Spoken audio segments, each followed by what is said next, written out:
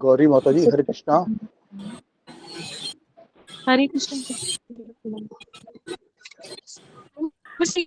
हरे कृष्णा। सभी भक्तों को दंडवत प्रणाम।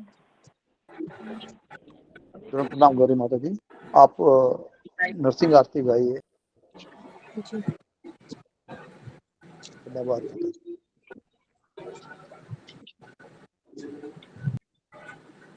हरे कृष्ण। नमस्ते नरसिंहाय, नमस्ते नरसिंहाय, प्रह्लाद लाद दायिने, प्रह्लाद लाद दायिने, हिरण्याकाशी पूर्वचः, हिरण्याकाशी पूर्वचः, शिलटङ्काय, इतो नरसिंहा परितो नरसिंहा, इतो नरसिंहा परितो नरसिंहा, यतो यतो यामि ततो नरसिंहा, यतो यतो यामि ततो नरसिंहा, वहे नरसिंहा हृदये नरसिंहा, वहे नरसिंहा हृदये नरसिंहा, नरसिंहमदिं शरणं प्रपदे, नरसिंहमदिं शरणं प्रपदे, तव कर कमल वरे नखा, अद्भुत श्रृंगार,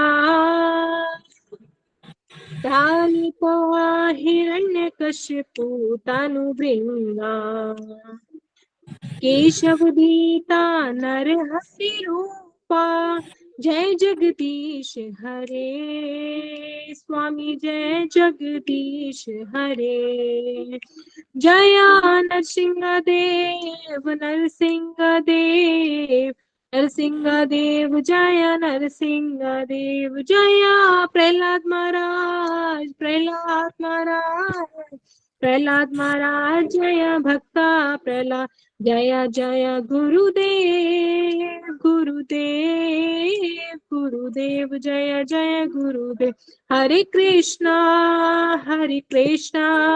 कृष्ण कृष्ण हरे हरे, हरे राम राम राम हरे हरे, हरे कृष्ण। बहुत हरे बोल सुंदर माता माता जी, जी, बहुत धन्यवाद हरे माता बोल जी। माता जी, बहुत सुंदर। हरे कृष्णा। सभी को दंडवत प्रणाम। हरे कृष्ण। हरे कृष्णा। सभी भक्तों को दंडवत प्रणाम। हरे बोल माता नाम जी, की बहुत सुंदर। होने वाली कृष्ण प्रणाम। प्रणाम, सभी को दंडवत प्रणाम। माता जी, में 10 सब नाम अपराध जीवन समझने वाले हरे नाम गुरु जी को महापुरुषों की निंदा प्रणाम। करना, सभी भक्तों शिव को ब्रह्मा दंडवत आदि प्रणाम। देवों के नाम को भगवान नाम के समान अथवा उससे स्वतंत्र समझना, गुरु की अवज्ञा करना तथा उन्हें साधारण मनुष्य समझना, वैदिक शास्त्रों अथवा प्रमाणों का खंडन करना, हरे कृष्ण महामंत्र के जप की महिमा को वो काल्पनिक समझना, पवित्र भगवान नाम में अर्थवाद का आरोप करना, नाम के बल पर पाप करना, हरे कृष्ण महामंत्र के जप को वेदों में वर्णित एक शुभ सकाम कर्म कांड के समान समझना, अश्रद्धालु व्यक्ति को हरि नाम की महिमा का उपदेश करना, भगवान नाम के जप में पूर्ण विश्वास न होना और इसकी इतनी अगाध महिमा श्रवण करने पर भी भौतिक आसक्ति बनाए रखना, भगवान नाम का जप करते समय पूर्ण रूप से सावधान न रहना भी अपराध है। प्रत्येक वैष्णव भक्त को चाहिए कि इन 10 प्रकार के अपराधों से सदा बचकर रहे, ताकि श्री कृष्ण के चरण कमलों में प्रेम शीघ्र अतिशीघ्र प्राप्त हो, जो मनुष्य जीवन का परम लक्ष्य है। हरे कृष्णा। बहुत सुंदर माता जी, हरे धन्यवाद। कृष्णा माता जी, बहुत बहुत अच्छा सुंदर। माता जी। हरे हरे कृष्ण। कृष्ण सभी भक्तों को माता जी, दंडवत प्रणाम। गौरी माता जी, हरे कृष्ण। हरे हरे कृष्ण माता कृष्णा। जी, हरे कृष्णा। हरे कृष्णा प्रभु जी, दंडवत प्रणाम, सभी भक्ति को चरणों में हरे कृष्णा, सभी भक्त को दंडवत प्रणाम। हरे कृष्णा। हरे कृष्ण। माता जी को दंडवत प्रणाम। नंद को देखने का दंडवत प्रणाम, सभी भक्तों को दंडवत प्रणाम।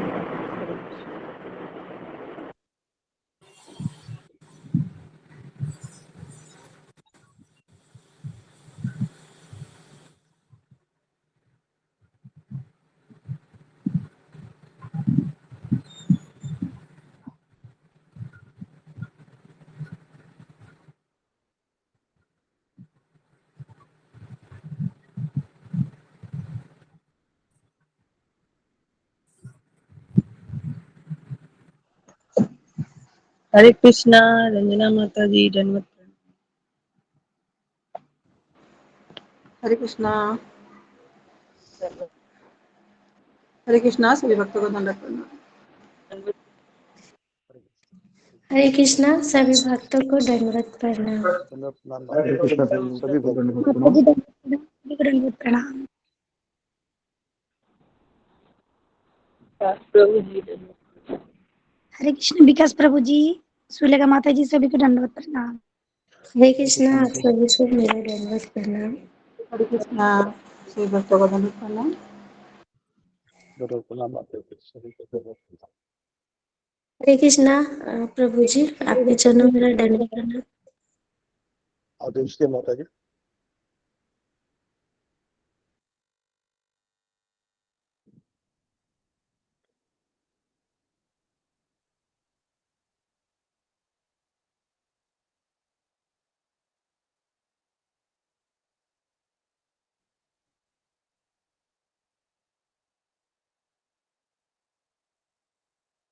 नरसिंह आरती हो गया क्या? जी जी माता जी। जी माता जी।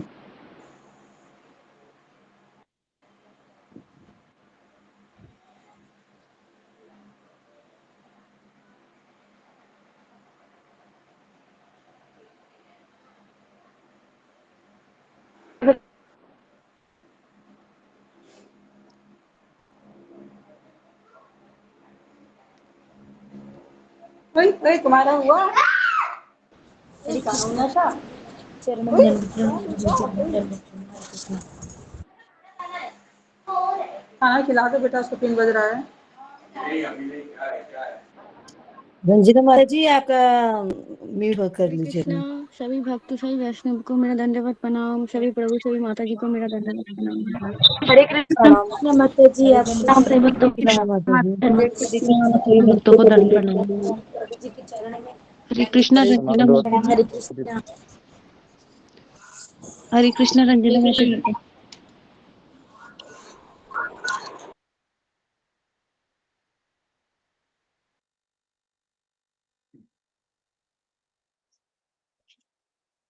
हरे कृष्णा महाराज जी दंडवत प्रणाम। हरे कृष्णा प्रभु जी दंडवत प्रणाम।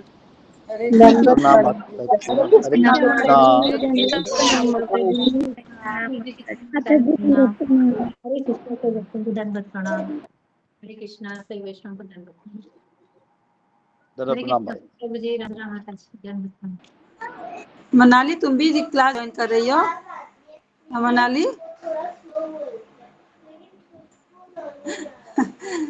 बहुत अच्छा लगा उसको देख के माता जी।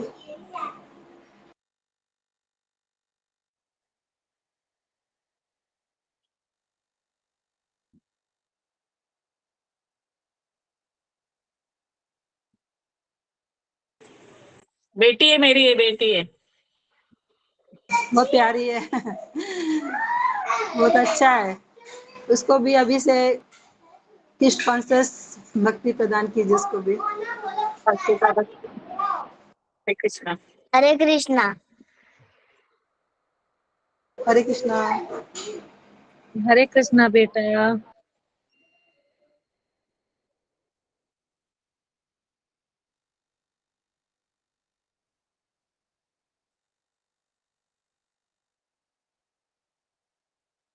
हरे कृष्णा सभी भक्तों के चरणों में दंडवत प्रणाम।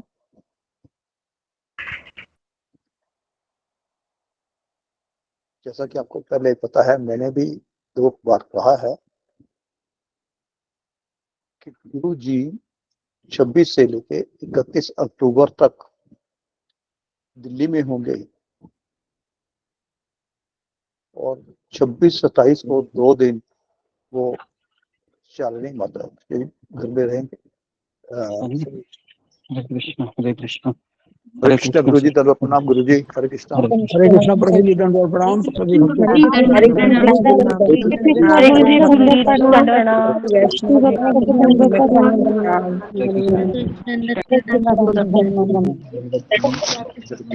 हरे कृष्णा गुरु जी, दंडवत प्रणाम सभी भक्तों को दंडवत प्रणाम। हरे कृष्ण दंडवत प्रणाम सभी माता भक्तों को दंडवत प्रणाम। दंडवत प्रणाम। हरे कृष्णा हरे कृष्णा मुझे दंडवत प्रणाम सभी भक्तों को दंडवत प्रणाम। हरे कृष्ण। आज किसका टर्न है बताने का? गौरी राठौर माता जी का गुरु जी। दंडवत प्रणाम जी गुरु जी। बताइए दंडवत 5 मिनट में।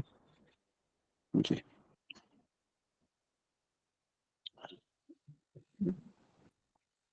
हरे कृष्णा। गौरी राठौर माता जी, हरे कृष्णा।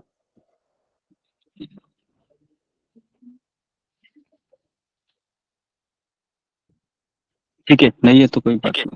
नहीं है गुरु जी, उन्होंने अपनी नर्सिंग आस्ती बोली है।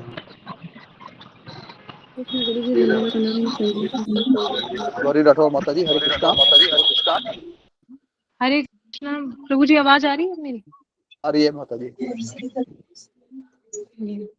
हरे कृष्णा। भागवत सप्ताह पितृपक्ष यज्ञ। पितृपक्ष में यज्ञ अगर हम चाहते हैं अपने पितृपक्ष को योगदान दे सकते हैं उनकी आत्मा को शांति के लिए, जो भगवान ने स्वयं किया है। तो गुरुजी ने कल अजामिल का प्रसंग लिया था। हमने बताया था कि भागवतम के 6 स्कंद की बुक में बताया गया है कि गुरुजी ने बताया था कि इस कथा की शुरुआत में हुई है सुखदेव जी के मन में कैसे आया कि अजामिल ने सारी जिंदगी पाप किया और लास्ट में नाम लेकर उसे वह तर गया। तो फिर गुरुजी ने क्वेश्चन किया कि हम सारी जिंदगी पाप करेंगे और लास्ट के टाइम भगवान का नाम लेके भगवत धाम जा सकते हैं? तो गुरुजी ने प्रश्न किया। तो उन्होंने बताया कि नहीं, हम जिस व्यक्ति ने पाप किए वह अंतिम समय में नाम उसको नहीं, भगवत धाम नहीं ले जाएगा। तो यहाँ पर सुखदेव गोस्वामी जी ने बता रहे हैं कि परीक्षित जी को कि जिस पुरुष ने भगवान का पूर्ण साक्षात्कार नहीं किया है उसने अपने जीवन में प्रयाश्चित किया है, सही विधि को स्वीकार किया है, ऐसे व्यक्ति को यमराज के दूत और पापी को रस्सियां, यहाँ थोड़ा मेरा मिस्टेक हो गया था, रस्सियों से बांध देते हैं और यमदूत स्वप्न में नहीं दिखाई देंगे। अगर जिस व्यक्ति ने पूर्ण साक्षात्कार किया है भगवान का और प्रायश्चित किया है तो उसको भगवान यमदूत नहीं दिखाई देंगे। तो यमदूत स्वप्न में भी नहीं दिखाई देते। भगवान की पूर्ण लीला का गुण लेता है कि वह आप यहाँ पर मुक्त पुरुष हैं। गुरु जी ने पूछा कि आप लोग में से किसी के स्वप्न में यमराज दिखे हैं? तो ऐसे भयभीत तो हुए हैं। तो 2 लोगों ने ऐसे क्वेश्चन किया और प्रभु जी ने बताया ऐसे। और फिर यहाँ पे परीक्षित महाराज जी ने 5वें स्कंद में अंतिम प्रणाम में नारकीय जीवन का वर्णन सुनाते हैं। कैसे व्यक्ति को नरक में जाना पड़ता है, वहां उसके अलग अलग यह सब सुनकर वैष्णव होने के कारण उसे कैसे आदर दिया और नहीं याद हो रहा बोला, कैसे व्यक्ति को आदर या दया उत्पन्न होती। ओके ठीक है, यहाँ पर रुक जाओ गौरी राठौर। क्षमा करना प्रभु जी, थोड़ा रात में लिखा था, थोड़ा मिस्टेक हो गया। ओके कोई बात नहीं, तो आगे बढ़ते अभी हम। ओम अज्ञानतिमिरन्धस्य ज्ञानाञ्जनशलाकया चक्षुरुन्मीलितं येन तस्मै श्रीगुरुवे नमः। नमो ओम विष्णुपादाय कृष्णप्रेष्ठाय भूतले श्रीमते भक्तिवेदांत स्वामिन् इति नामिने। नमस्ते सरस्वती देवे गौरवाणी प्रचारिणे निर्विशेष शून्यवादी पाश्चात्य देशतारिणे। हे कृष्ण करुणा सिंधु दीनबंधु जगतपते गोपेश गोपिका कांत राधा कांता नमोस्तुते। तप्त कांचन गौरांगी राधे वृंदावनेश्वरी वृषभानुसुते देवी प्रणमामि हरिप्रिये वाञ्छाकल्पतरुभ्यश्च कृपा सिन्धु।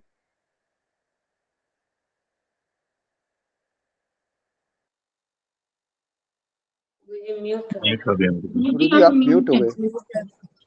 ओके। श्री कृष्ण चैतन्य प्रभु नित्यानंद श्री अद्वैत गदाधर श्रीवासादि गौर भक्त वृंद हरे कृष्णा कृष्ण कृष्णा हरे हरे हरे राम राम राम हरे हरे मुखं करोति वाचालं पंगुं लंघयते गिरिं यत्कृपातमहं वन्दे श्रीगुरु दीनतारिणम्।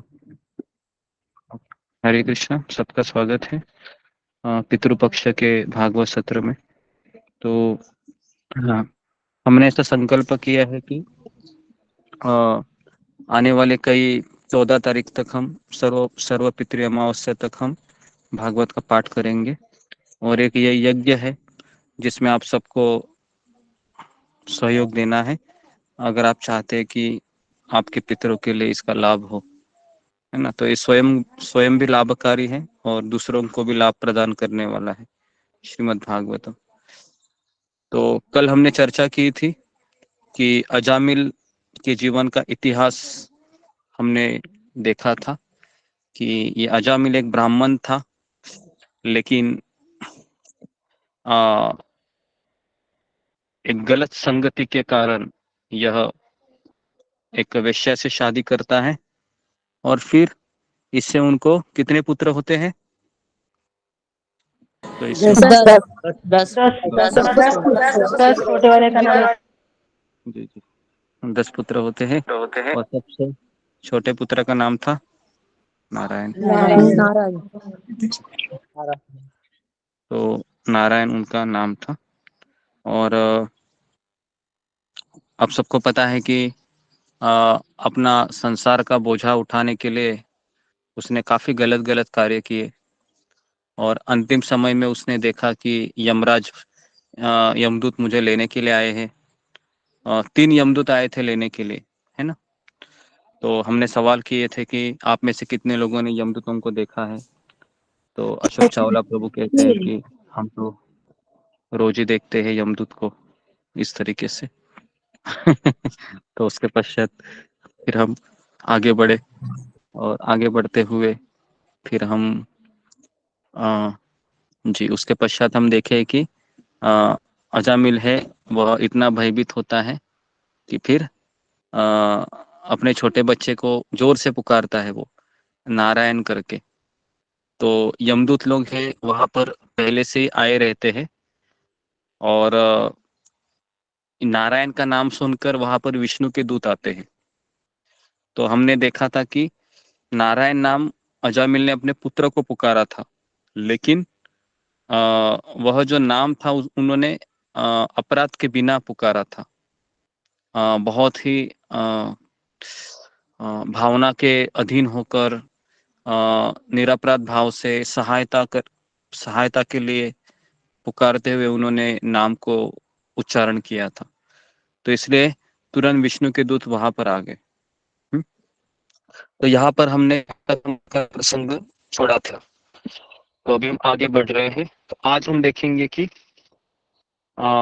विष्णु के दूत और यम के दूत ये दोनों आपस में चर्चा करते हैं। तो ऐसी चर्चा कोई भी पुराण में नहीं है, किसी शास्त्र में नहीं है, केवल भागवत में ही ये चर्चा आपको सुनाई देगी। तो हमारे लिए बहुत ही मार्मिक प्रसंग है, क्योंकि हम कोई नहीं चाहता है कि यमदूत है और विष्णु के दूत है ये क्या बातें करते होंगे, है ना। तो अड़ोस पड़ोस की चर्चाएं कैसी होती है हमारे घर की, तो सब्जी कौन सी बनाई, है ना, दुकान में टमाटर कैसे भाव अभी बिक रहे हैं, आप कौन सा चावल खाते हैं, तो इस तरीके से चर्चाएं होती है। तो लेकिन विष्णु के दूत और यम के दूत, अब इनमें जो चर्चा होने जा रही है ये हमारे लिए बहुत ही ज्ञानवर्धक है। तो इसलिए कृपया करके इसको सुनिए, जिससे हम अपना जीवन भी भला कर सके और दूसरों के जीवन का भी भला करने के लिए मदद कर सके। तो ठीक है जी।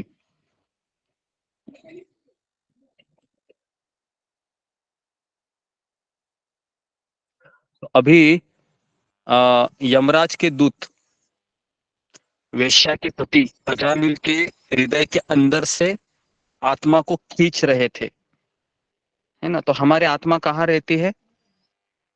तो हमारे आत्मा हृदय के भीतर, यहाँ पर, है ना। हृदय कहाँ होता है? दाएं जगह होता है, बाएं जगह होता है? बाएं साइड बाएं दाएं साइड जी, दाई साइड होता है। और कहा जाता है कि हमारा जो हाथ होता है ना, अगर उसको मिटाते हैं तो उतने ही साइज का होता है, ऐसे जिस तरीके से, तो उतने ही साइज का ये हृदय होता है। और ये आत्मा कहाँ निवास करता है? तो हृदय में हृदय के, हृदय के पास फ्लोट करता है। हाँ, हृदय के पास ये फ्लोट मतलब तरंगते रहता है 5 वायु के भीतर, है ना। ऐसा नहीं कि वो अंदर निवास करता है, जैसे हम घर के अंदर निवास, तो वैसा आप हृदय अंदर निवास नहीं करता है। वह हृदय के नजदीक ही 5 वायु होते हैं, पान, अपान, समान, उदान और व्यान। ये 5 वायु के ऊपर ये पतंग की तरह ये हवा में उड़ता रहता है ना, तरंगते रहता है आत्मा।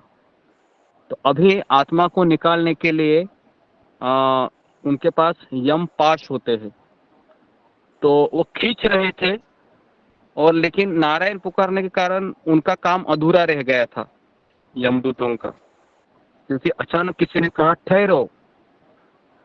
तो यमदूत सोचने लगे कि ये कौन है जो हमें मना करने का साहस कर रहे हैं, है ना।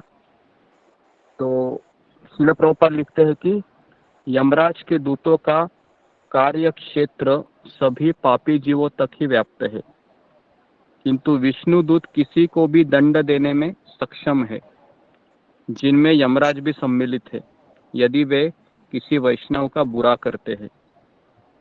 तो इसलिए ये विष्णु के दूत में इनके पास बहुत शक्ति होती है।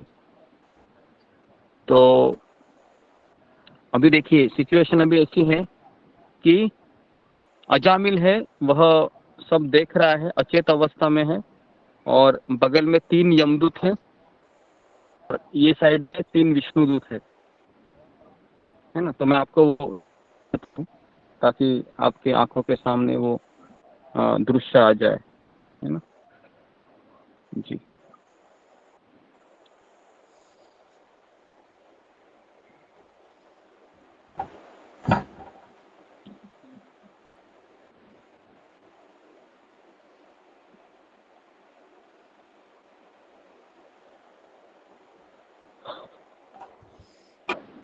ठीक, तो किसी का माइक चालू है, आप लोग माइक का ध्यान रखिए जी। तो यहाँ पर आप देख सकते हो, दिख रहा है आपको ये चित्र सामने सबको? जी गुरु जी, है ना? चार विष्णुदूत जी गुरु जी। 4 विष्णुदूत हैं और ये 3 यमदूत है, ठीक है। तो एक विष्णुदूत देखोगे आप सबसे पहले नंबर के, वो कह रहे हैं, उनका एक हाथ देखो, कहते रुको, है ना। और एक ने तलवार निकाली है, कहा रुको। और वो यम 5 दिख रहा है आपको, उनके वो रस्सी है, देखो, एक यमदूत उसको निकाल रहे हैं आत्मा को, है ना। तो ये सब ये सबके साथ होता है क्या? ऐसा नहीं है कि ये हम लोगों को दिखता नहीं है, लेकिन ये ऐसा ही होता है, ऐसा ही होता है। 3 यमदूत आते हैं और उसको ले जाते हैं, ठीक है। गुरुजी जैसे अजामिल तो बूढ़े से लग रहे हैं, जो आत्मा निकली है वो जवान लग रही है, ऐसे कैसे गुरुजी? जी जी, ये सब में हम आपको बताएंगे। आप प्रश्नों है उसको लिखते रखिए ताकि हमारा विषय है डाइल्यूट ना हो। हाँ, सब लोग अपने अपने प्रश्न लिखते रहिए, हम क्वेश्चन आंसर में सब बताएंगे आपको जी। तो देखिए, सबसे पहले है कि जिसका अंतिम समय नजदीक आता है, तो सबसे पहले उसको 3 यमदूत दिखाई देते हैं। और केवल किसको दिखते हैं वो मरने वाले वो केवल उसी व्यक्ति को मरे हुए व्यक्ति को दिखते हैं। हाँ उसी को दिखते हैं, अब है ना। भगवान और आपको पता है वो आपको बताने की वो कोशिश करता है कि देखो देखो देखो देखो करके, है ना। झटपटाता है वो, क्योंकि उनका स्वरूप सुंदर नहीं होता है ना। कंगी बिंगी करके नहीं आए होते हैं वो, या टाई या फिर पैंट शर्ट पहन के नहीं आते हैं वो, है ना। उनका किसी के कान एक होता है, किसी की 2 नाक होते हैं, है ना। तो उनका जो ये होता है स्वरूप बहुत अकराल विकराल होता है। उनके बाल ताम्र कलर के होते हैं, है ना। तो कोई भी उसको देखेगा ना तो इतना भयभीत होगा, वो नेचुरल है। तो अगर आपने देखा होगा, मरने वाला व्यक्ति जब शरीर छोड़ता है ना तो बहुत बहुत घबराता है। कितने लोगों ने इसको देखा है? फिंगर को रेज कीजिए। आप किसी फैमिली मेंबर या फिर आप हॉस्पिटल में गए हैं किसी आपके दूर रिश्तेदार के देखने के लिए, और आप उनके चेहरे में देख रहे हैं बहुत घबराहट दिखती है। हाँ, और अंतिम समय में फिर वह इतना घबराता है कि वह कुछ बोलने की कोशिश करता है वो, लेकिन मुंह से आवाज नहीं निकलती है। और अड़ोस पड़ोस के लोग हैं वह केवल बस उनको कहते हैं चिंता मत करो, हम है, बस इतना ही बोलते हैं। हाँ, तो देखा है आपने इससे जी। तो क्यों वो बेसिकली वो इतना तड़पता क्यों है? क्योंकि जानना चाहता है क्योंकि जैसे ये ये प्राण अमृत का होते भयानक हैं। रूप होता है। तो मुझे लेने के लिए कोई आए हैं, तो वो बिल्कुल वो जाना नहीं चाहता है। कौन जाना चाहेगा बोलो? क्योंकि उसकी आसक्ति तो उसके घर में है, परिवार में है, पति में है, पत्नी में है, पोतों में है ना। तो बताइए कोई जाना चाहेगा? वो तो इतना घबराता है यही सोचकर कि मैं कैसे जा सकता हूँ, है ना। तो मैं कैसे जा सकता हूँ, लेकिन फिर वह इतना झटपट आता है कि आपने सुना है कभी कभी वो पैंट में टट्टी करता है 2 नंबर, और कभी कभी वह 1 नंबर भी करता है ना। उसका पैंट गीला होता है ना, टट्टी करता है क्योंकि इतना घबराता है वो कि मलमूत्र विसर्जित करता है। और इतना भयानक सिचुएशन होता है ना कि शायद अगर मरने वाले व्यक्ति को कहा जाए कि आप जरा अपना इंटरव्यू दीजिए, है ना, आप अपना इंटरव्यू दीजिए जरा, तब शायद वो हो सकता है कि हम उसको, क्योंकि हमें तो वो पता ही नहीं है ना कि हम तो केवल पढ़ रहे हैं, सुन रहे हैं, लेकिन अनुभव तो वही व्यक्ति किया होगा जो मर गया है ना। और मरने के समय वो ऐसे छोटा सा ही वो समय होता है, एक बार आत्मा शरीर से निकल गया है ना, फिर वह जो उसका पेन होता है ना, वो पेन चला जाता है फिर, क्योंकि वो शरीर से वो मुक्त हो गया है। अभी वो शरीर को देखता भी है, बूढ़ा शरीर को, लेकिन आत्मा ये जवान होता है, आत्मा बूढ़ा नहीं होता है। तो उसके लिए उस चित्र में आपने देखा होगा कि अजामिल का शरीर वो बूढ़ा है, लेकिन हमारा आत्मा है वो हमेशा नौजवान होता है। तो इसके लिए इस तरीके से वो दिखाया गया है। ठीक है, तो मैं वापस कह रहा हूँ कि ये प्रोसीजर है जीवात्मा को यमपुरी ले जाने का, है ना। और ये 3 यमदूत है जो आप श्राद्ध देते हैं ना, तो श्राद्ध के 3 बंटवारे होते हैं। पहला बंटवारा है यमदूतों का होता है जो उसको ले जाने के लिए होते हैं। दूसरा बंटवारा होता है वह यमराज का होता है, और तीसरा बंटवारा होता है वह उस अ, जो जो चल के लिए अभी तैयार है। मुझे आपका और वॉइस अगर आप ब्रेक हो रहा है, तीसरा बता। वॉइस ब्रेक हो रहा है, बहुत देर से हो रहा है।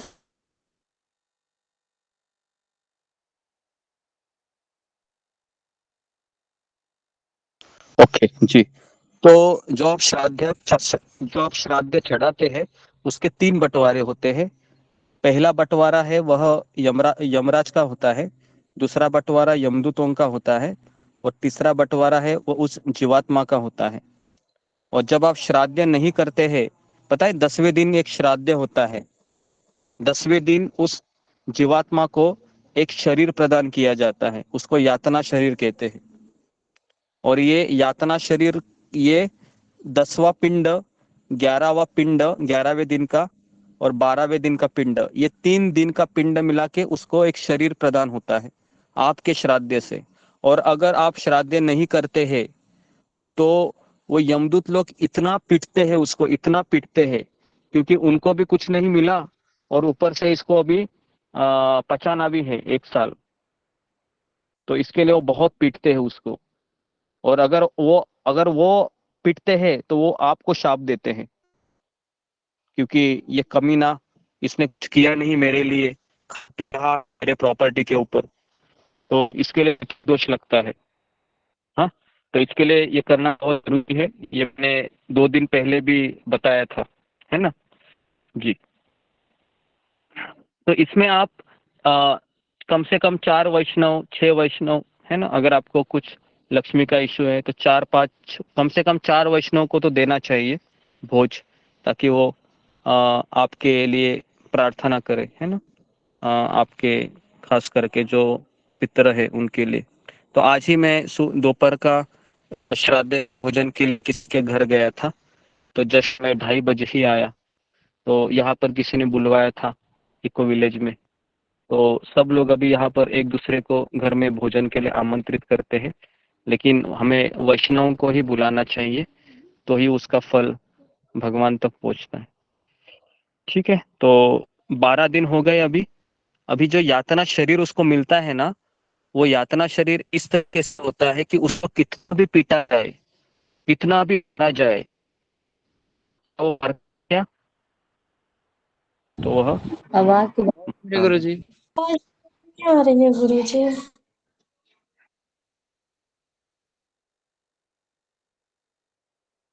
जी, तो वह मरता नहीं है। उसको कितना भी डंडे मारे, उसको कितना भी चाकू से मारे, उसको कितना भी ऊंचाई से क्यों ना उसको फेंक दिया जाए, वो मरता नहीं है। लेकिन दर्द बहुत होता है, बहुत दर्द होता है, झटपट आता है वो, है ना। लेकिन क्या उसकी चीख परिवार वालों तक पहुंच सकती है? नहीं तो गुरुजी। उसकी चीख नहीं पहुंचती है ना, चीख नहीं पहुंचती है। वो बहुत रोता है और बहुत कुछ उसको, है ना, वह सोचता है कि मैं से ये क्या मैंने। और उसको यमदूत लोग केवल एक ही सवाल पूछते हैं कि तुमको मनुष्य जन्म दिया था, इतना अच्छा जन्म था, और तुमने भगवान का नाम लिया क्या? तो वो बोलता है कि मैंने सब कुछ किया। मैंने मेरे बेटे को इंजीनियर बनाया, मैंने मेरे बेटे को डॉक्टर बनाया, मैंने मेरे बेटे को क्रिकेट का चैंपियन बनाया, पता है, बहुत मेहनत किया मैंने। तो वो बोलेगा ये सब करके क्या फायदा है ना, अभी मैं तुमको इतना पिटूंगा, है ना, क्योंकि क्योंकि वो चलता नहीं है। आपको पता है कि यहाँ से यमपुरी है 84 लाख किलोमीटर। कितना है? 84 लाख किलोमीटर यहाँ से यमपुरी। कहाँ से? पृथ्वीलोक से। और उसको 1 साल में इसको तय करना होता है, मतलब पार करना होता है। तो उसको रोज पता है कितना चलना होता है? रोज उसको 2000 किलोमीटर चलना होता है। कितना? 2000 किलोमीटर। अभी आप बोलो कि 2000 किलोमीटर यहाँ से, आप अगर मैं आपको बोलूं रोज 10 किलोमीटर चलिए, तो क्या आप धूप में चल सकते हैं? आप बोलोगे कि नहीं चल सकते, है ना। लेकिन वहां पर भी, जी, तो वहां पर भी वो वैसे ही बोलता है कि मैं नहीं चल सकता। तो उसको पता है यमदूत लोग क्या करते हैं? जोर से पीटते हैं, पीटते हैं। और वो कुछ कर सकता है क्या? वो कुछ नहीं कर सकता है। वो कभी कभी उसको छांव मिलती है तो वह सोचता है कि थोड़ा सा बैठ जाऊं मैं, लेकिन उसको बैठने भी नहीं देते। इतनी बड़ी दुर्दशा हमको सहन करनी पड़ती है। तो इसके ऊपर उपाय क्या है? तो इसके ऊपर उपाय है कि भक्ति करना। जी, आपको सुबह जल्दी उठ के महाराज का जप करना है। ये एक उपाय है, अगर आप इससे बचना चाहते हैं तो। और अगर आप बोलोगे जब होगा ना तो देखा जाएगा, है ना, ऐसे कुछ लोग होते हैं, पता है, जो होगा ना तो देखा जाएगा, है ना। तो जब होगा तब देख लेना फिर, बराबर है कि नहीं। तो ऐसे लोग होते हैं जो सुनने के बाद भी ऐसा बोलते हैं, तो फिर उनको बहुत दंडे मिलते हैं। तो इस तरीके से अभी विष्णु के दूत हैं, वह सबसे पहले यमदूत कहते हैं कि हमें मना करने वाले आप लोग कौन है, आपको यमराज के अधिकार को आप ललकारने की दुष्टता कैसे कर सकते हो। इस तरीके से यमदूत लोग सवाल पूछते हैं, हे महाशय, आप किसके सेवक हो, कहाँ से आए, अजामिल का शरीर में मना क्यों कर रहे हो। और फिर कह रहे हैं, लेकिन आपका शरीर तो बहुत तेजस्वी है, क्या आप स्वर्गलोक के निवासी हो। तो इतने सारे सवाल पूछ रहे हैं, एक के बाद एक, एक के बाद एक, एक के बाद एक। तो इस तरीके से यमदूत कहते हैं, लेकिन आपके वस्त्र तो बहुत साफ सुथरे दिख रहे हैं, आपने पीला रेशमी वस्त्र पहना है, आपके सर पर आकर्षक मुकुट है, आपकी आंखें कमल के फूल के पंखुड़ियों के समान है, और आपके हाथ में शंख, चक्र, गदा, पद्म, ये सब है। तो इस तरीके से आपका रूप है, और आपके तेज से इस स्थान के अंधकार को अपने असामान्य प्रकाश से भगा दिया है। लेकिन हमें ये समझ में नहीं आ रहा है कि आप कौन है, क्योंकि आज तक हमें किसी ने रोका नहीं है।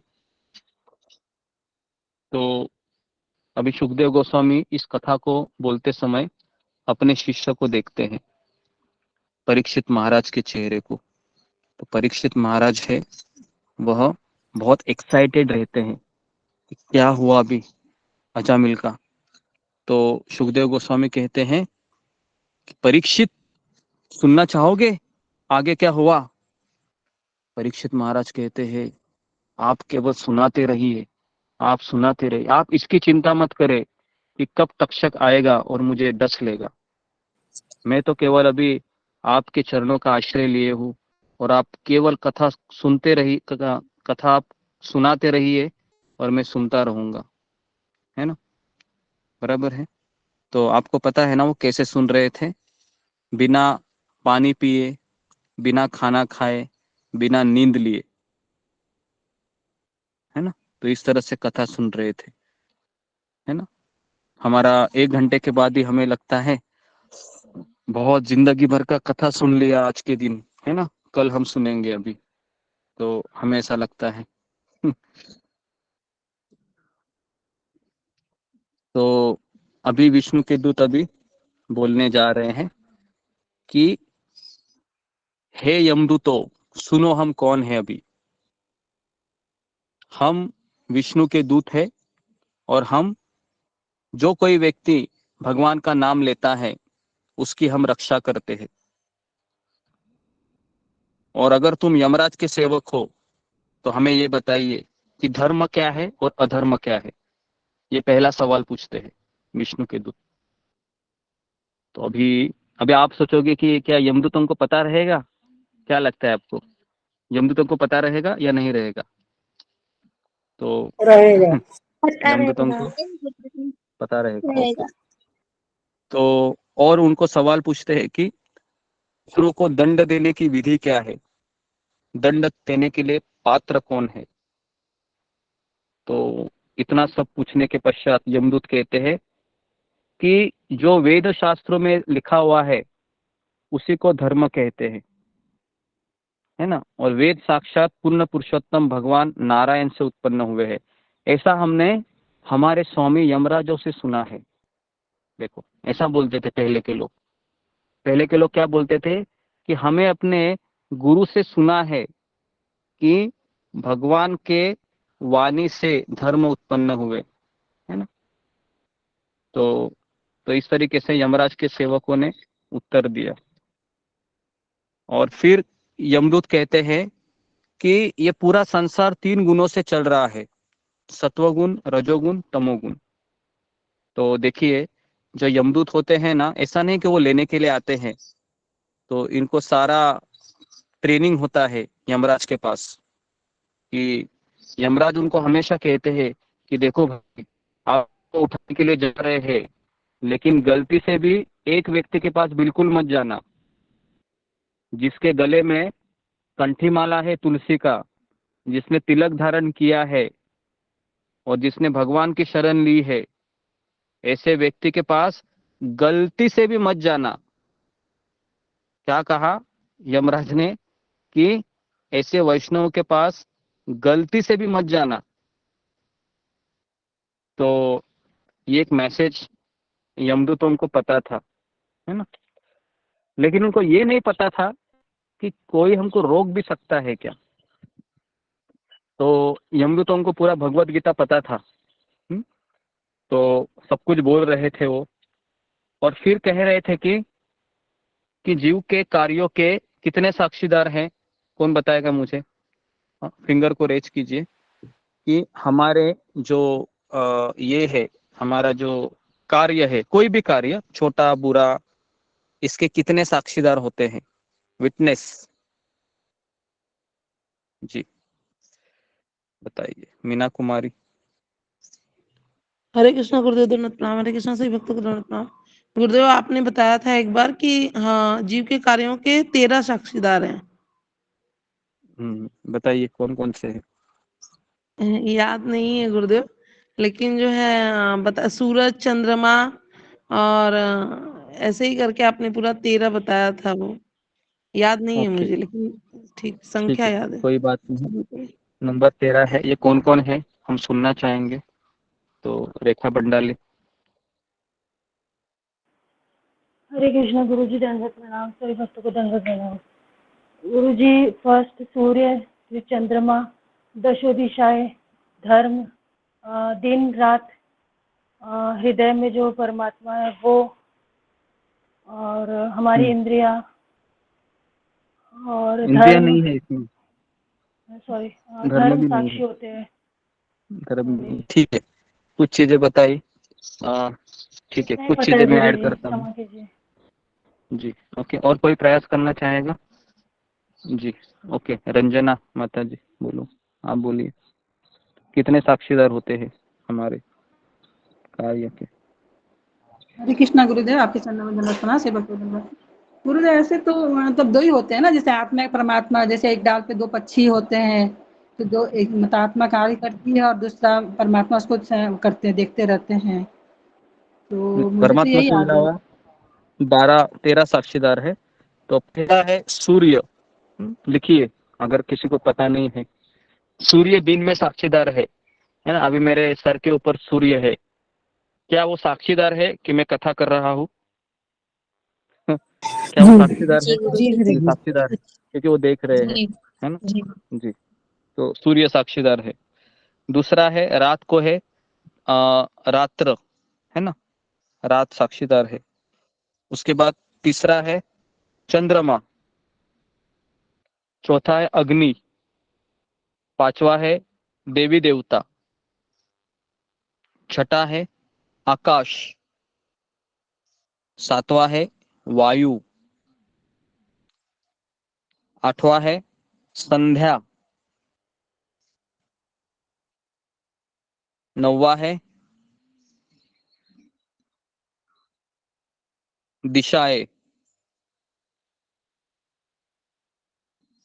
कितनी गुरु जी, इसमें दिशाएं हैं? दशो दिशाएं आई कि क्या हुआ? हाँ, इतने, इसमें 10 दिशाएं आती है ना, जो पूर्व, पश्चिम, दक्षिण, उत्तर, नैऋत्य, ईशान्य, वायव्य, आग्नेय और ऊपर और नीचे। तो ऐसे 10 दिशा इसमें आती है। उसके बाद है जल, मतलब पानी। उसके बाद है स्थल, मतलब भूमि। और उसके बाद है परमात्मा। और यमराज के जो ये है ना, जहाँ पर यमलोक है, तो यमलोक के गेट पर हस्बैंड वाइफ रहते हैं। उनका नाम है श्रवण और श्रवण, श्रवण। ये हस्बैंड और पत्नी, ये दोनों उधर ही रहते हैं। गुरुजी है फिर ना? से और वो उनका नाम बोलिए। आवाज ब्रेक हो रहा है। वॉइस ब्रेक गुरुजी। आपकी आवाज ब्रेक हो रही है गुरुजी। गुरुदेव आवाज भी आपकी ब्रेक हो रही है।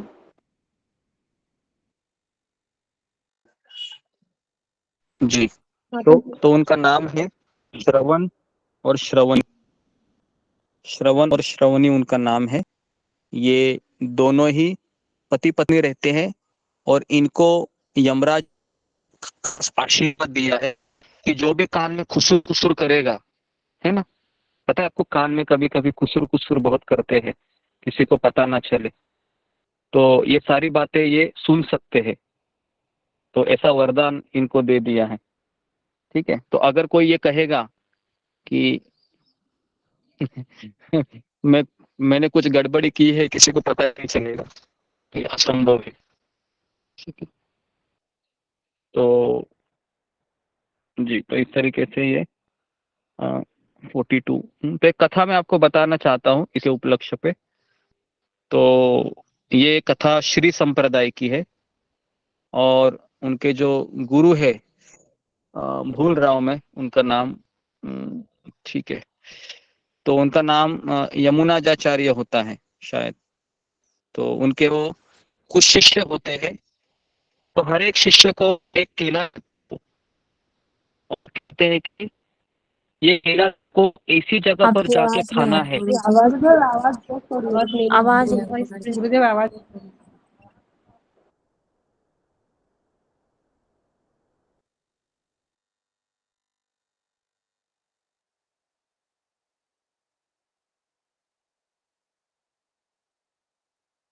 ओके, हरे कृष्णा हरे कृष्णा। अभी आ रही है आवाज? हरे कृष्णा कृष्ण कृष्ण हरे हरे। गुरुजी आ रहे हैं। ओके जी, तो मैं एक आपको कथा बताने जा रहा हूँ श्री संप्रदाय की। तो जिसमें ऐसा एक आचार्य है श्री संप्रदाय के, यमुनाजाचार्य। तो उनके कई शिष्य होते हैं और वो हर एक शिष्य को कहते हैं कि मैं तुमको एक केला दे रहा हूँ, तुमको ऐसी जगह पर जाके खाना है जहां पर तुमको कोई देख नहीं सकता। तो सारे शिष्य जाते हैं और केला खाकर वापस आते हैं, लेकिन एक शिष्य होता है, वह केला लेके आता है। सुना है आपने ये स्टोरी किसी ने? हाँ गुरुजी आपने इससे मेरे गलती से जी गुरुजी आपने सुना है मैंने क्या? ओके बताइए जी। तो ओके, तो जो लोगों ने सुना है वो दोबारा सुनिए, जो लोगों ने नहीं सुना है वो सुनते रहिए। ओके, तो सारे शिष्य वापस आते हैं उनके, और जो एक शिष्य होता है उसका नाम होता है कणक। कणक कणक नाम होता है उसका। तो उसके हाथ में केला वैसे के वैसे रहता है। ठीक है, तो जो भक्त है अपना कैमरा ऑन नहीं की करे हैं उनको रिमूव किया जाएगा। आप कैमरा ऑन कीजिए। ठीक है, तो जो भक्त है तो सारे सारे भक्तों ने फिर किसी का माइक चालू है। तो सारे भक्त है, उनके जो सारे शिष्य है वह अपने गुरु के पास आकर कहते हैं कि गुरुदेव, मैंने केला आपने दिया हुआ सेवा का मैंने पूरी तरीके से ध्यान रखा और मैंने उस सेवा को संपन्न किया। तो गुरुदेव ने कहा कि बताइए कि आपने केला कहाँ जाके खाया? तो शिष्य कहता है कि मैं उस केले को लेके घनदाट जंगल में चला गया, वहां पर मुझे गुफा दिखी और उस गुफा के अंदर गया मैं। वहां पर घनघोर अंधेरा था, जहां पर कोई नहीं था, वहां पर जाके मैंने केले को खाया। तो गुरु ने कहा कि ओके, आप बताइए कि आपने कहां पर जाके खाया? तो दूसरे ने कहा कि मैं तो ऐसे वीरान जगह पे गया, है ना, रेगिस्तान में, जहां पर मुझे दूर दूर कोई नहीं दिखाई दे रहा था, वहां पर मैंने जाके केला खा लिया। तो अभी कणक को कहते हैं, कणक तुम्हारे हाथ में तो केला वैसे की वैसे ही है। तो सारे शिष्य हंसने लगे उसको कि ये सिंपल सा काम भी नहीं कर सका गुरु का। तो सारे शिष्य उसके ऊपर हंसते रहे, कणक के ऊपर। तो गुरुदेव ने कणक को पूछा कि कणक, तुमने केला क्यों नहीं खाया? तो कणक ने कहा, गुरुदेव मैं हर जगह गया, मैं पानी के अंदर चला गया, मैं बीच में, मैं गुफा में भी चला गया, और मैं रेगिस्तान में भी चला गया, लेकिन मुझे ऐसी एक भी चीज नहीं दिखाई दी जहां पर कोई मुझे देख ना रहा हो।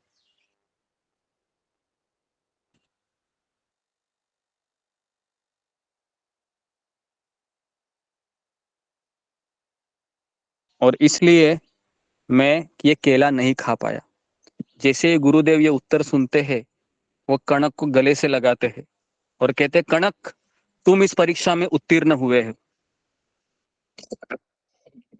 तो समझ में आ रहा है आपको इस कथा को? ये कथा बनाने के पीछे भी, बताने के पीछे जी गुरु मतलब है। जी गुरुजी जी गुरुजी तो जी गुरु। हाँ, तो अगर हमको लगता है कि कोई मुझे देख नहीं रहा है, तो आप होशियार हो जाओ आज से ही, है ना? बराबर है। आपको लगता है कि मुझे कोई देख नहीं रहा है, ये 12 लोग तो हमेशा देखते हैं हमको, क्या हम करते हैं, कौन सी, और आपको पता है हमारे मन में भी कौन सी खिचड़ी पक रही है, ये भी पता होता है। किसको पता होता है ये? हमारे अंदर और एक व्यक्ति है, उसको कहते हैं परमात्मा। परमात्मा को पता होता है। ठीक है, तो अगर किसी को ऐसा रहम है या गलत फहमी है कि मुझे कोई देख नहीं रहा है, तो 12 लोग देख रहे। तो इस तरीके से यमदूत लोग विष्णुदूत को कहते हैं, हे वैकुंठवासी, आप लोग निष्पाप है,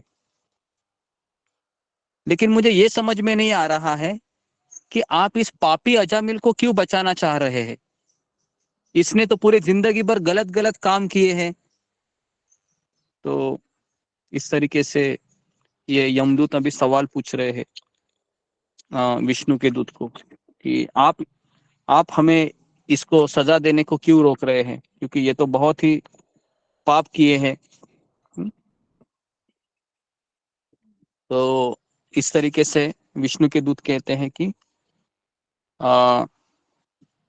जी, तो अभी मैं आपको बता रहा हूं कि इसने क्या गलती किया है। तो प्रारंभ में ही अजामिल, अभी अजामिल के बारे में थोड़ी सी ये चर्चा करते हैं, विष्णु के दूत और यमदूत, है ना? और ये सारे कौन देख रहा है?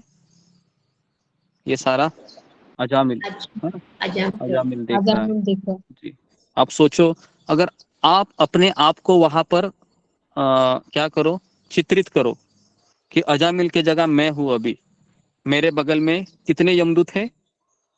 3 यमदूत है ना? और मेरे बाएं साइड में 4 विष्णु के दूत है, और मेरे हाथ में क्या है? बेड बैग है, माला है, जो शायद मैंने अंतिम समय में कैसे तो ले ली, है ना? अभी डर लग रहा है। तो अभी देखिए कि अभी हमारे क्या परिस्थिति होगी, क्योंकि ये दोनों के हाथ में मेरा जिंदगी है ना? मेरा जिंदगी की अभी डोर है, इन दोनों के डिसीजन के ऊपर है ना? तो कुछ भी हो सकता है। जिस तरह से कोई व्यक्ति अगर कोर्ट कचहरी में कटहरे में खड़ा होता है, तो सारे दोनों वकील बोलते रहते हैं और जज सुनाता रहता है, तो उस समय जो हालत होती है, जो कटहरे में खड़ा होता है, वैसे ही हालत अजामिल की हो रही थी, है ना?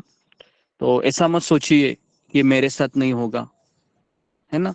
एक बार श्रील प्रभुपाद जी बहुत बीमार पड़े थे, अंतिम अवस्था में थे वो, और उनका चेहरा बहुत ही निस्तेज हो रहा था और पूरे शरीर की हड्डियां दिख रही थी, और उनके शिष्यगण इस अवस्था में उनको देख नहीं पा रहे थे, और सारे शिष्यों के मन में कुछ संकेत हो रहा था कि मेरे आध्यात्मिक गुरु मेरे साथ कुछ समय के लिए ही।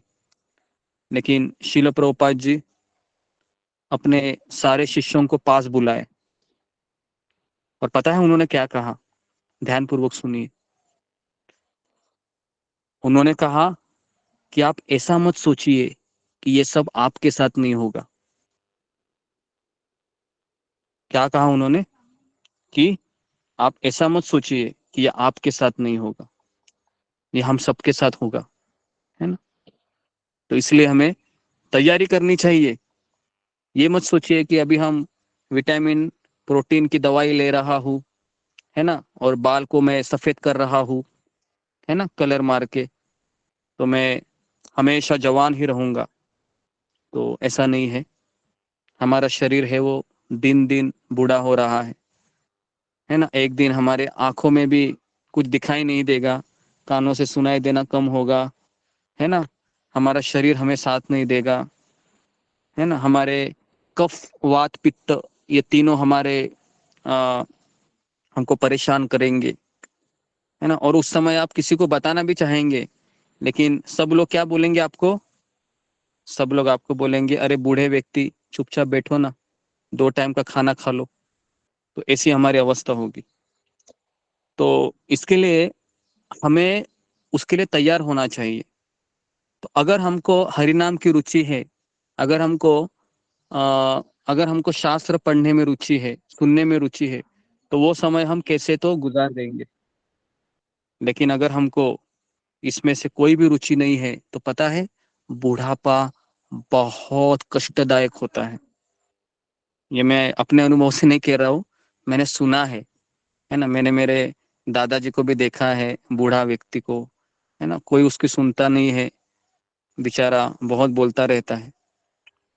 तो इसके लिए, है ना, तो हमें ये नहीं सोचना चाहिए कि मैं नहीं होऊंगा बूढ़ा, है ना। जी। तो इस तरीके से अभी अजामिल की स्टोरी में बताने जा रहा हूँ, ध्यानपूर्वक सुनिए। अजामिल ने अपने जीवन में सारे ग्रंथों का अध्ययन किया था। उसको भगवत गीता, भागवतम, भक्ति रसामृत सिंधु, माधुर्य कादम्बिनी, उपदेशामृत, सारी चीजें इन्होंने पढ़ी थी। ये अच्छे चरित्र का भी था, अच्छे संस्कार भी थे इसमें। लेकिन ये बोलने में भी बहुत मृदु था। इसकी मन तथा इंद्रियां अपने वश में थी। ये हमेशा सच बोलता था, कभी इसने झूठ नहीं बोला। हमेशा सच बोलता था, कभी झूठ नहीं बोला आज तक। सोचिए। और हमेशा अपने आध्यात्मिक गुरु, घर के बूढ़े लोग, इनका आदर करता था। सभी जीवों के प्रति उपकारी था, किसी से ईर्ष्या नहीं करता था, और ना कभी व्यर्थ की बातें करता था।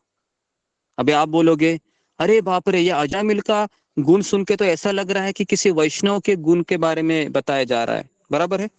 आपको ऐसा ही लग रहा है कि ऐसा लग रहा है कि मानो इसमें तो बहुत ही वैष्णव के गुण है। लेकिन अभी होता क्या है, सुनिए। एकदा असो वनम या पितृ संदेश कृतद्विज आदाय। एकदा मतलब एक बार।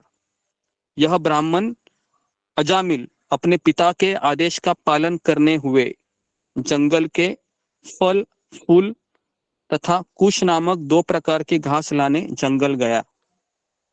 तो क्यों गया था ये? तो ये पिता की आदेश पिता का की पालन पिता कर का पालन किया करने के लिए गया। पिता का पालन करने के लिए गया। लेकिन घर वापस आते समय, मतलब उसने फूल तोड़ लिए, फल भी जमा किए, और अभी घर वापस आते समय उसने क्या किया, एक निर्लज्ज वेश्या को उसने देख लिया।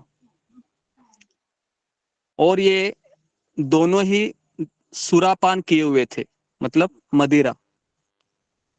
और वेश्या की आंखें नशे से घूम रही थी। तो अजामिल ने उन्हें ऐसी दशा में देखा। तो जब अजामिल ने इस दृश्य को देखा, तो अजामिल ने अपनी आंखें बंद करके शास्त्रों का स्मरण किया, शास्त्र के आदेशों का स्मरण किया, और उन्होंने अपने आध्यात्मिक गुरु के प्रवचनों को भी स्मरण किया। भक्ति रसामृत सिंधु, उपदेशामृत, भगवत गीता, भागवतम इत्यादि इत्यादि। और अपनी बुद्धि के बल पर उसने अपनी काम इच्छाओं को वश में करने का प्रयास किया, लेकिन कामदेव का आवेग को वो सहन नहीं कर सका। तो पता है कामदेव के पास कितने बाण होते हैं? तो कामदेव के पास 3 बाण होते हैं। 3 बाण होते हैं। तो यही कामदेव एक बार भगवान श्री कृष्ण को भी 3 बाण मारने के लिए आया था। कहाँ पर आया था ये? वृंदावन में टेर कदम ये जगह है, वहां पर आया था। तो भगवान श्री कृष्ण के पास बाण मारने के पहले ही भगवान श्री कृष्ण ने उसके ऊपर एक बाण मार दिया।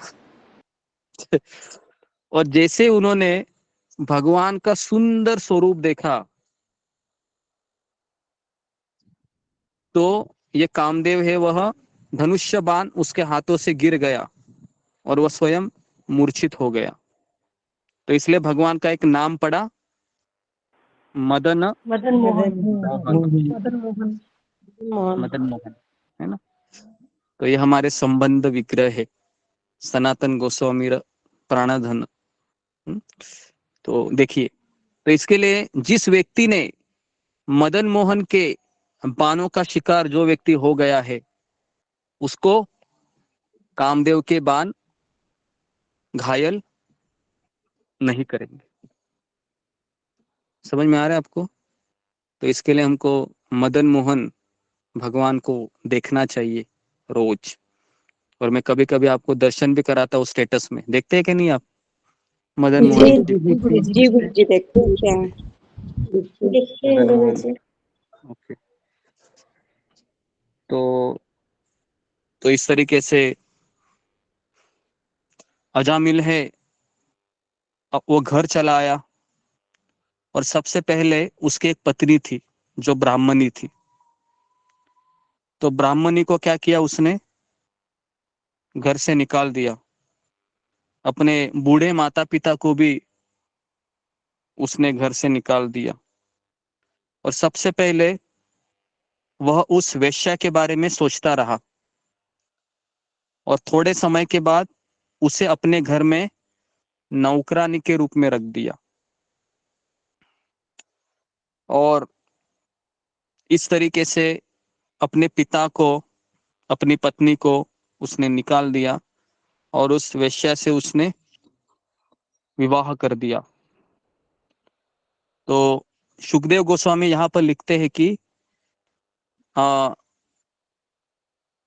अजामिल यह उस वेश्या के संगति के कारण अपने ब्राह्मण का जो पद था उससे नीचे गिरकर अनेक पाप कर्म करने लगा। उसने अपनी अति सुंदर तरुण पत्नी तक का साथ छोड़ दिया जो अति सम्मानित ब्राह्मण कुल से आई थी। तो यहाँ पर हम क्या शिक्षा ग्रहण कर सकते हैं कि अगर कोई भक्ति कर रहा है, अगर वह गुरु से दीक्षा भी लिया है या वो गुरु से शिक्षा भी लिया है, लेकिन अगर वह पूरी तरीके से अपने आप को बाहर के लोगों के प्रभाव से बचाता नहीं है तो वह कभी भी गिर सकता है। तो अगर कोई कहेगा कि मैं 2 साल से सत्संग में आ रहा हूं, मैं 2 साल पे सत्संग में आ रही हूं मैं हमेशा 4 बजे उठकर 16 माला की हूं या किया हूं, लेकिन अगर आपने एक दिन भी माया को दे दिया तो क्या होगा? तो ये नतीजा ये होगा। समझ में आ रहा है आपको? तो नतीजा ये होगा। तो ऐसा मत सोचिए कि अजामिल ही है, इसको कुछ पता नहीं था। अजामिल भाई ये ब्राह्मण था और इसको सारे वेद शास्त्र पता था और ये किसी से ईर्ष्या नहीं करता था, सारे गुण इनमें थे। क्या हम में इतने गुण है क्या? बताइए। क्या अजामिल के जैसे हमें गुण है? नहीं है गुरु जी, नहीं। हमें तो नहीं है भाई। नहीं है गुरु जी। तो अभी ये सवाल ये आता है कि अजामिल जैसे व्यक्ति का ये हाल हो सकता है, तो मुझे कितना सतर्क रहना चाहिए। ये पहला लेसन कि अजामिल जैसे व्यक्ति का ये हाल हो सकता है, तो मुझे कितना सतर्क रहना चाहिए। और एक बार एक प्रवचन में मैंने सुना था कि ये अजामिल ने जिस दृश्य को देखा, ये दृश्य बंबई में हर स्टेशन में दिखाई देते हैं। वो ऐसा बता रहे थे। तो हमें कितना सतर्क रहना चाहिए। तो उन्होंने कहा कि स्टेशन पर आप रहो, आप बस के अंदर बैठो, आप ट्रेन के अंदर बैठो, तो आपके हाथ में क्या होना चाहिए? आपके हाथ में माला बीट बैग माला माला माला बिट बैग। बिग बैग होनी चाहिए, है ना, तब जाके हम बच सकते हैं, है ना। कभी कभी वो प्रभाव इतना तेज होता है कि नाम भी चलता है, पता है आपको, हरे कृष्ण कृष्ण कृष्ण हरे हरे, हरे राम राम राम हरे हरे। और मन में कौन से विचार चलते हैं? मन में ऐसे विचार भी चल सकते हैं। हो सकता है ऐसे या नहीं हो सकता है? क्या लगता है आपको? हो सकता है गुरु जी। हो सकता है, हो सकता है ना। तो इसलिए हमें होता है गुरु जी। बहुत सतर्क रहना चाहिए। तो सोचिए कि अजामिल जैसे व्यक्ति ने फिर क्या किया। आने वाले 80 साल उसने कोई भगवान का नाम लिया क्या? 80 साल सोचो, 80 साल उसने भगवान का नाम नहीं लिया। 80 साल, है ना। तो लेकिन अजामिल का एक दूसरा प्रॉब्लम था, पता है कौन सा था वो? कौन मुझे बताएगा? चलो आप थोड़ा सोचो अभी, कि वो चाहे तो वापस आ सकता था, लेकिन वो आ नहीं पाया। जी, फिंगर को रेज कीजिए कि क्यों क्यों नहीं वो आ सका। क्या एक उसके पास? जी, मीनाक्षी रावत। हरे कृष्ण गुरु जी, दंडवत प्रणाम। गुरु जी, आप जैसा हमेशा बताते हैं भरत महाराज जी के केस में भी उनके साथ में साधु संग नहीं था। तो अगर भरत महाराज जी के साथ में भी साधु संग, तो भी भक्ति से नहीं जाता इस तरह के। हरे कृष्ण गुरु जी। जी जी जी, तो मीनाक्षी ने बहुत अच्छा उत्तर दिया है। सुंदर ताली बजाए इनके लिए, मीनाक्षी रावत के लिए। हरि बोल हरि बोल बोल। हरि बोल हरि बोल हरि बोल हरि बोल माता जी। हरि बोल माता जी, हरि बोल। हरि बोल हरि बोल माता जी।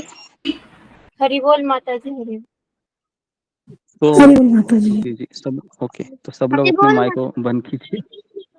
लाओ थोड़े चावल। ओके, तो जी, तो हरि बोल। यहाँ पर एक चीज हम भूल जा रहे हैं कि अजामिल चाहे तो वापस आ सकता था, लेकिन उसका कांटेक्ट नंबर किसके पास नहीं था? समझ में आ रहा है आपको? उसका उसका मोबाइल नंबर किसके पास नहीं था? कि भाई ये सत्संग में पहले आ रहा था, अब ये कहाँ चला गया? बराबर है ना। तो इसलिए कम से कम एक भक्त के पास हमारा कांटेक्ट नंबर होना चाहिए। क्या आपको ऐसा लगता है? जी गुरु जी जी होता है। लगता नहीं है? लगता है गुरु जी। हैं? जी गुरु जी। होना चाहिए गुरु जी, होना चाहिए। हाँ, होना चाहिए। नहीं तो फिर क्या हो सकता है कि ऐसे कितने भक्त यहाँ पर आए हैं, है ना। जब मैं काउंटिंग करता हूँ तो कम से कम 800 से 900 भक्तों ने हमारे यहाँ पर अटेंडेंस लगाई है अभी तक, है ना। और उसमें से आधे से भी ज्यादा लोग छोड़ के गए भी है, लेकिन उनका कांटेक्ट नंबर इसके पास नहीं है।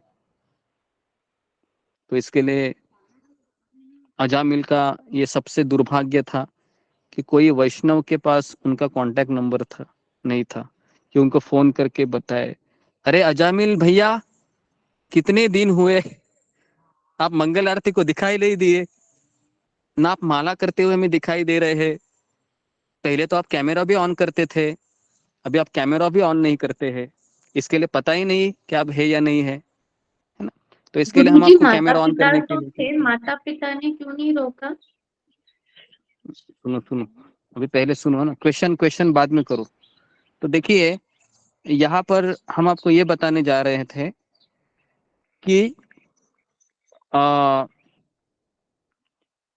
कि इसके लिए हमको ना सत्र में कैमरा ऑन करना चाहिए, क्योंकि अगर आपका कैमरा ऑफ रहेगा और मान लो कोई भक्त अगर आपके बगल से जा रहा है, उसी एरिया में रहता है, तो शायद वो आपको पहचान सकेगा, सकेगा कि नहीं, क्या लगता है आपको? जी जी जी जी जी और अगर जाने आपको हमेशा कैमरा आपका ऑफ ही रहेगा, है ना, आप केवल आकाशवाणी की तरह सुनते रहेंगे हरि कथा, तो कुछ फायदा नहीं होगा आपको। तो कई लोग हैं ऐसे, जैसे एक शब्द है पता है, गुमशुदा शब्द पता है आपको? गुमशुदा मतलब ऐसे ही आते हैं और ऐसे ही हो चले जाता जाते हैं, है ना, पता ही नहीं चलता है कब आए थे कब चले गए। तो इसलिए अगर आप कक्षा में आ रहे हैं तो ये होना बहुत जरूरी है कि कक्षा के क्या लगता है आपको, शिक्षक को हर एक विद्यार्थी के बारे में पता होना चाहिए क्या नहीं, क्या लगता है आपको? पता होना चाहिए ना, वो आ रहा है या नहीं आ रहा। हाँ पता होना चाहिए जी, जान लेकिन बच्चे कुछ विद्यार्थी है वो डायरेक्ट पीछे बेंच में जाके बैठते हैं, और वो भी कैसे बैठते हैं पता है? वह बेंच के नीचे जाके बैठते हैं और केवल सुनते हैं ताकि वो दिखाई ना पड़े। तो ऐसा करने से नुकसान किसका हो सकता है? विद्यार्थी विद्यार्थी का हो सकता है। तो इसके लिए ये बहुत जरूरी है कि आपको शिक्षक से परिचित भी होना चाहिए और आपको कैमरा ऑन करके सेशन को अटेंड करना जरूरी है। तो इस तरीके से यमदूत लोग कह रहे हैं कि अजामिल ने उस वेश्या से शादी किया और गलत गलत तरीके से धन कमाया और वेश्या के पुत्र तथा पुत्रियों के भरण पोषण में लग गया। उसने वेश्या के द्वारा बनाया भोजन करने में बड़े ही ढंग से अपनी दीर्घायु बिताई। तो इसलिए कहा जाता है कि ऐसे व्यक्ति के हाथों से बिल्कुल अन्न ग्रहण नहीं करना चाहिए जो पापी है, जो कामुक है, जो लोभी है। अगर आपने ऐसे हाथों के द्वारा अन्न खाया तो आपके अंदर भी ऐसे ही भावनाएं प्रकट होगी। समझ में आ रहा है? तो इसलिए हमें अन्न खाते समय बहुत सावधानी बरतनी पड़ेगी। और खास करके शादी में जो पार्टियां चलती है ना, वो ऐसे ही लोगों के हाथों द्वारा बनाया भोजन होता है। और आपने देखा भी होगा, जब आप पार्टी या शादियों में जाके आते हैं तो पहले 2 दिन तो आपका दिमाग ही नहीं लगता है भगवान के नाम में। वो पता है क्यों नहीं लगता है? क्योंकि आप किसका अन्न खाकर आए हैं? आप वहां पर ऐसे लोगों का अन्न खाकर आए हैं जो कामुक है, लोभी है ना। तो इसलिए बहुत सतर्क होना चाहिए, नहीं तो कभी भी ये सब जा सकता है। ओके जी। तो इस तरीके से अभी अजामिल है, कोई प्रायश्चित नहीं किया, पापी जीवन के कारण हम दंड देने हेतु यमराज के समक्ष ले जाएंगे। तो अभी यहाँ पर मैं रुकता हूँ और कल हम देखेंगे अभी कि विष्णु के दूत है, वह यमराज का ये सब कहानी सुनने के बाद अजामिल के ऊपर दया करते हैं और अजामिल को और एक अवसर देते हैं कि ये वापस भगवान के नाम का आश्रय लेके भगवान के धाम चले जाए। तो आचार्य बताते कि अजामिल का केस केवल ऐसा शास्त्र में एक ही केस है जिसने जीवन भर पाप किया और भगवत धाम चला गया, ऐसा कोई भी केस नहीं है। तो इसलिए मैंने कल भी कहा था, अगर कोई ये सोचेगा कि मैं जिंदगी भर अजामिल जैसे काम करूंगा और अंतिम समय में नारायण नारायण बोल के भगवत धाम चला जाऊंगा, तो ये कभी ऐसा कभी होता नहीं है। ठीक है, लेकिन यहाँ पर भगवान के नाम की महिमा का बखान करने के लिए भगवान ने इस लीला को भागवतम के अंदर डाल दिया। ठीक है, तो यहाँ पर मैं रुकता हूँ। किसी का कुछ प्रश्न है तो इस पे हम चर्चा करेंगे। हरे कृष्ण जी। जी अशोक चावला प्रभु। प्रणाम गुरु जी। जैसे गुरु जी मैंने कल पूछा था, आपने कहा था सबके सामने पूछना जी। तो जो लोग हमारे देश के बाहर रहते हैं, हमारे शास्त्रों को नहीं मानते, भगवान कृष्ण को नहीं मानते, जी। और जैसे मुसलमान हैं सिर्फ अल्लाह को मानते हैं, सरदार वाहिद सिर्फ इब्राहिम सबको मानते हैं जी। ऐसे, तो जो इसका मतलब ये है गुरु जी, जो हिंदुस्तान में नहीं रहता, हिंदुस्तान में भी बहुत से हिंदू हैं जो अपने ग्रंथों को नहीं मानते, जी। भगवान कृष्ण से ईर्ष्या करते हैं, जी। तो उनकी गति, तो इसका मतलब ये हर एक धर्म कहता है भाई हाँ हमारा धर्म मानो, हम तुम्हारी गति अच्छी होगी। जी। तो पर वो लोग बात करते हैं स्वर्ग और नरक की, दोजख जी। और जहन्नुम। जी। तो इसलिए जी मैं आपके प्रश्न को समझ रहा हूँ। इसके लिए कलयुग में तो बहुत सारे पितर लोग लाइन में खड़े होंगे। तो इसके लिए कलयुग में पितृदोष इसके लिए लगता है क्योंकि भारत में ही वैदिक जो प्रणाली है, जो ये पिंडदान हो, श्राद्ध हो, इसके बारे में बहुत कम लोगों को परिचित थे, क्योंकि काफी लोग नास्तिक है जो वेद शास्त्रों पे संदेह भी करते हैं और भरोसा भी नहीं रखते। उनको लगता है कि ये यमराज, यमदूत, ये सब नहीं होता है, कि जब तक जीना है ना, मौज मजा करके जियो, कल किसने देखा है, अगला जन्म होता है क्या पता नहीं है। तो ऐसे बहुत सारे नास्तिक लोग हैं, वो सोचते हैं कि अगला जन्म ये सब कपोकल्पित, ये सब केवल विचार है, हमें मनुष्य जन्म मिला है मजा करने के लिए। तो जब तक शरीर मर नहीं जाता है, भोग, तो फिर ऐसे लोग क्या होते हैं ना, ऐसे लोग कभी पिंडदान भी नहीं करते, श्राद्ध भी नहीं करते हैं। तो इनके जो पूर्वज होते हैं ये फिर केवल उनको गालियां देते रहते हैं, क्योंकि भारत में ही नहीं, अमेरिका, यूरोप, ऐसे देशों में तो ये सब का तो बिल्कुल ज्ञान नहीं है, बिल्कुल ज्ञान नहीं है। तो आप सोचो कि मान लो अभी कोरोना में भी कितने लोग मरे होंगे, है ना, अमेरिका में लाखों लोग मरे, तो क्या लाखों लोगों को पिंडदान गया होगा? ये भी एक प्रश्न है ना, गया होगा क्या? नहीं गया होगा। तो इसके लिए ये बहुत जरूरी है, इस ज्ञान को हमको प्रसार प्रचार करना चाहिए। और इसके लिए कलयुग में पितृदोष ज्यादा लगता है, बहुत लोगों को पितृदोष लगता है। कई लोग हैं जो उन्नति नहीं कर पाते अपने जीवन में, सफल नहीं हो पाते, बहुत पढ़ते भी हैं, पैसा भी उनके पास रहता है, लेकिन हमेशा मानसिक बीमारियों से जूझते रहते हैं, है ना, इत्यादि इत्यादि। ठीक है, तो ये सब। पर गुरु जी वो लोग, उनके जब धर्म में विधि विधान है ही नहीं, अपने धर्मों का विधि विधान पालन करते हैं, वो अपने धर्म का तो पालन करते हैं, पर उनके धर्म में श्राद्ध जैसे विधि विधान है ही नहीं, तो इसलिए मैं बता रहा हूँ कि द्वापर युग तक सनातन धर्म चल रहा था, है ना, आज से 5000 साल पहले। तब सभी लोग हैं सनातन धर्म के अनुयायी थे। तब सबको पता था कृष्ण भगवान है, देवी देवता उनके अंश है। लेकिन जैसे ही युग थे वो आगे बढ़ने लगा, जो शाश्वत सनातन धर्म है वह लुप्त होने लगा। और ये जो बौद्ध धर्म है, मुसलमान धर्म है, क्रिश्चियन धर्म है, ये सब मानव ने बनाए हुए धर्मों को प्रचलित, मतलब ये धर्म फेमस हो गए।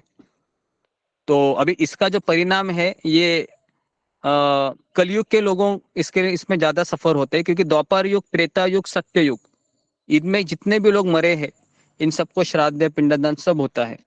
लेकिन हम इस युग का लक्ष्य, मैक्सिमम लोग नास्तिक रहेंगे, मैक्सिमम लोग धर्मी रहेंगे, मैक्सिमम लोग देवी देवता के उपासक रहेंगे। केवल विरला ही आपको कृष्ण भक्त जो सनातन धर्म का अनुभव आपको मिलेगा।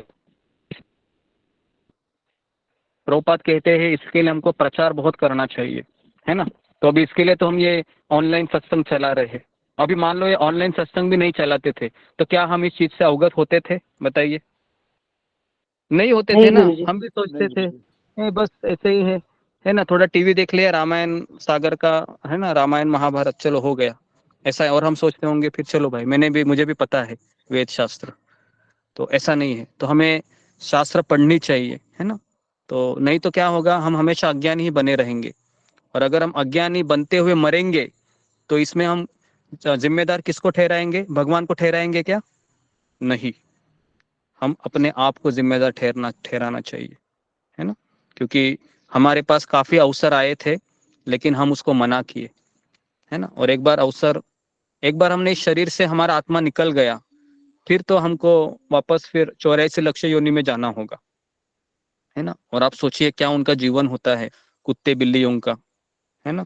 तो आप ऐसा मत सोचिए कि ये हम सब करके आए हैं, अभी अच्छा अवसर मिला है तो हमें इस पे गंभीरता से विचार करना चाहिए। ओके जी, धन्यवाद गुरु जी। हरे कृष्ण।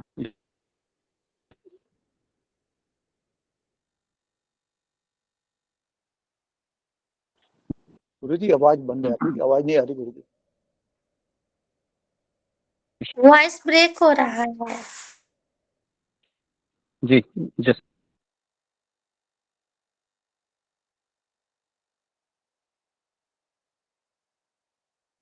धन्यवाद प्रणाम भक्तों को धन्यवाद प्रणाम। गुरु जी अगर हाँ अजामिल अगर अजामिल जो है वो अगर सब जानते थे, वेद पाठ पूरा जानते थे, वो किसी हिंसा नहीं करते थे, सबका आदर करते थे, पर अगर तो कृष्ण तो उनको मतलब सेव करना चाहिए था, तो फिर वो कामदेव के बाण से कैसे घायल हो गए?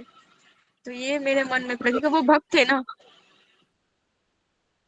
देखिए, आप एक चीज हमेशा याद रखिए कि हमारे अंदर के जो अनर्थ है, ये हमने बताए थे पहले भी, इसके जड़े है, तो मैंने बताया थे, ये कभी जाते हैं जब हम निष्ठा रुचि के स्तर पर आते हैं तो इसके जड़े चली जाती है।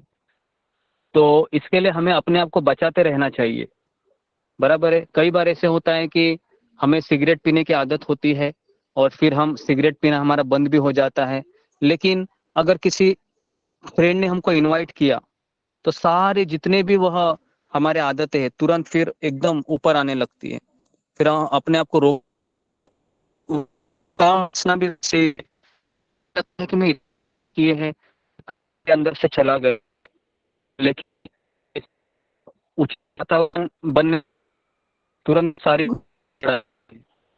गुरुदेव आवाज ब्रेक हो रही है आपकी। जी आवाज ब्रेक हो रही है। ओके, हरे कृष्ण। ओके, तो मैं मेरा कैमरा वीडियो को ऑफ करता हूँ।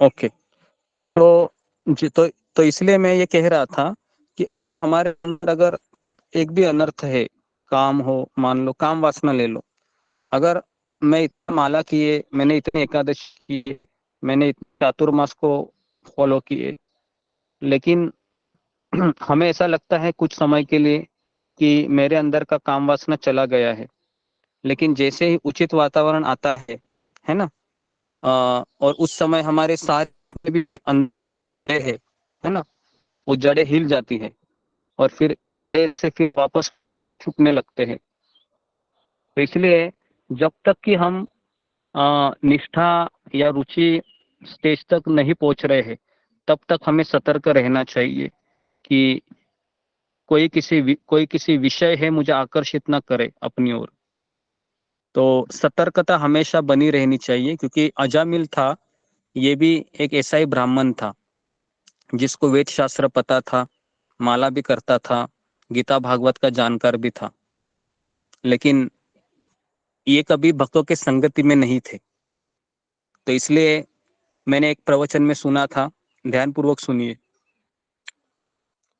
अगर हमारा मान लो पतन भी होता है एक दिन के लिए लेकिन अगर हम भक्तों के संगति में हैं तो समय की ही देरी है, हम सुधर जाएंगे।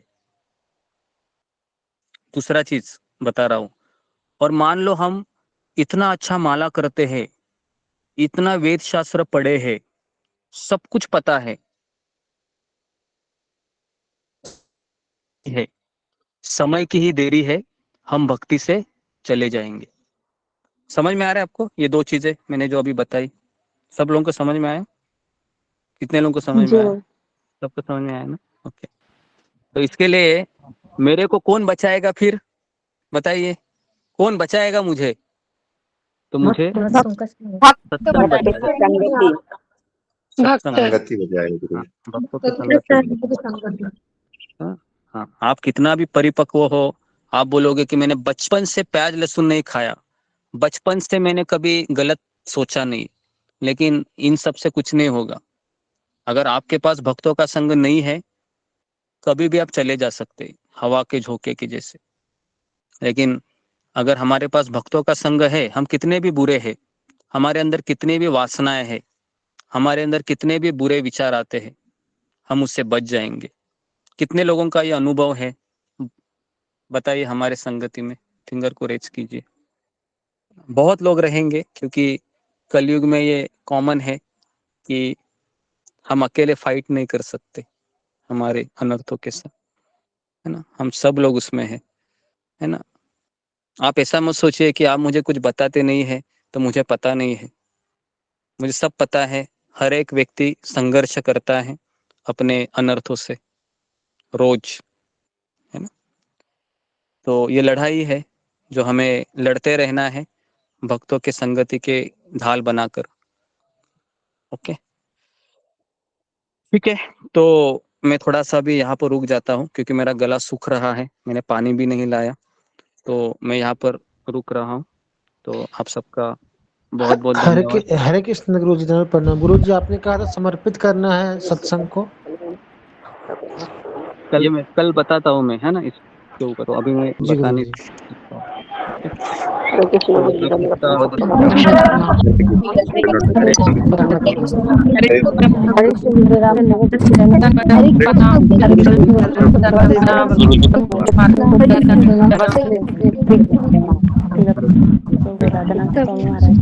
हरे